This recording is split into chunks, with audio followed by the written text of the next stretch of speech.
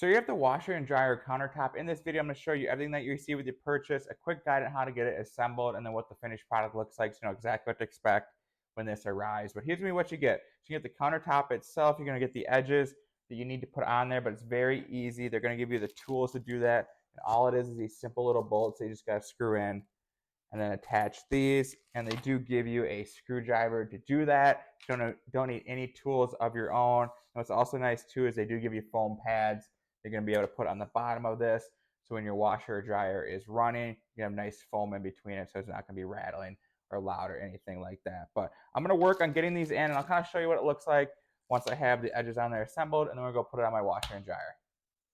So you have an idea how the assembly works. You're basically just going to screw these in like that. Very, very easy. And then you're just going to take this piece, put them on there, and then screw it in with a screwdriver. And what I like about this is they actually do give you pieces that you can insert in there, so it does look like it's a flush piece of wood all the way across. So really easy to assemble. It's going to take me maybe 2 minutes to get the whole thing together. And here is what the finished product looks like. Overall, I love the wood.